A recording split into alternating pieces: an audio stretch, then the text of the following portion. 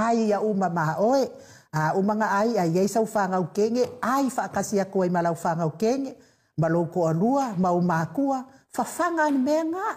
Tai ta vai nu mo le vandoa e whapenao na.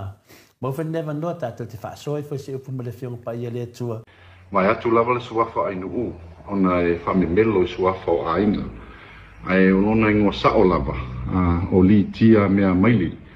Awa o le ngona le te tonu documents fo i o le su fo i le ala uli le na mai ala ua ela vea toi maa.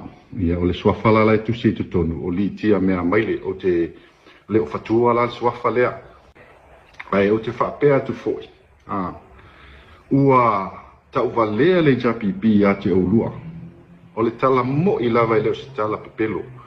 To tele tangata lango o vala au mai matu whaasoa. Ua matua ino sia lava o lua. E ofo isui fai pule le japipi. E matua le ai seisi e fia luatu i lunga lua por kalami. Se vanga na isi to e ino tuila epa ma lala li pule na e te lua whaonga ina lava. E tau su e ni lua viewers. A wale mea moni lava. E le ai loa tuila epa ma lua por kalami. E le ini tangata o tue fia mata lua por kalami.